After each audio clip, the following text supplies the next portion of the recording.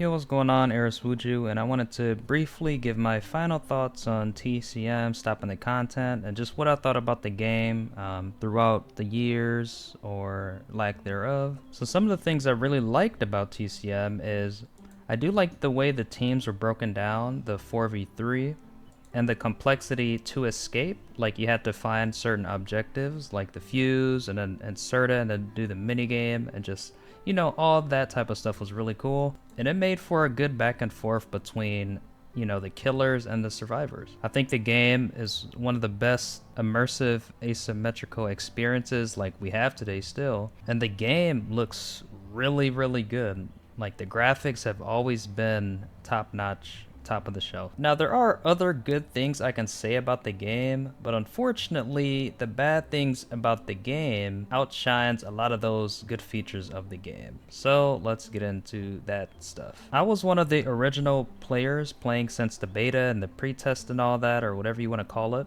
And there were things said back then that should have been taken out the game, like the grandpa cutscene. It was just, it interrupt you out of that immersion, and it was also just like super distracting, right? And there were other things later that came in, like having Leatherface being required, and there was just a slew of other things in its entirety that could have just been avoided.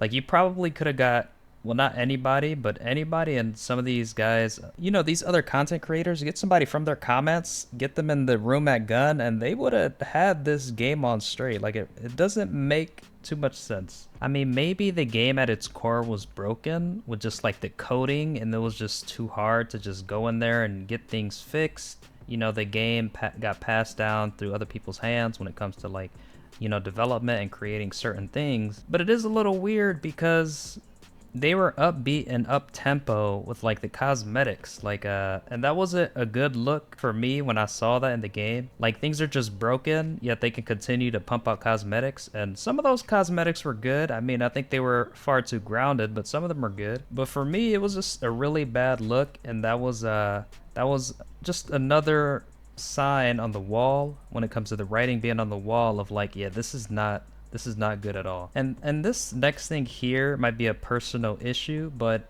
I feel like the maps they came out with, like the OG3 or whatever, I really like them, but the mill and then graveyard, I know a lot of people really, really hate graveyard, but I just didn't like any of the maps they added.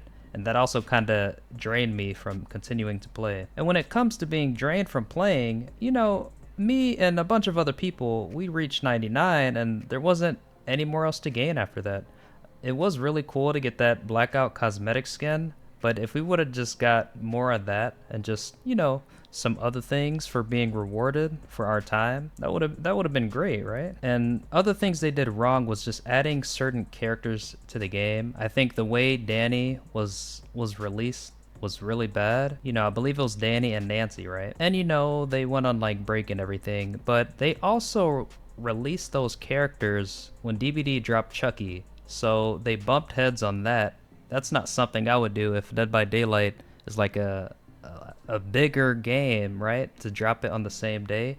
And this isn't the first time they did it. They also did it when I believe Killer Clowns had just came out and they dropped like Hands or something like that. So their timing was pretty terrible.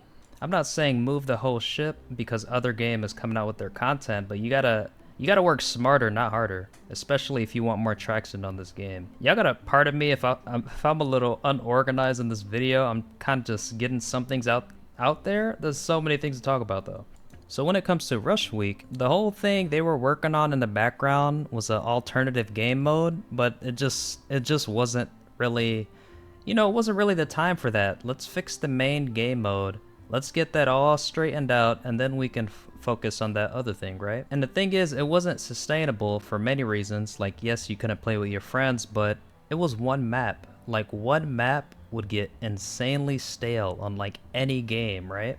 And they couldn't even, like, change the front of the porch with, like, pumpkins, right? They couldn't change it for, like, different seasons or holidays or anything like that. So I will say with this game, like, announcing that they're gonna stop making content and stuff like that, I mean, I guess it makes sense they were kind of dragging their feet with some things, and they just kind of parachuted out. You know, it's of course it's not cool. They're continuing to drop like certain skins and cosmetics when they know like they're dipping, like we're gonna head out, right? That's right. It's not cool, right?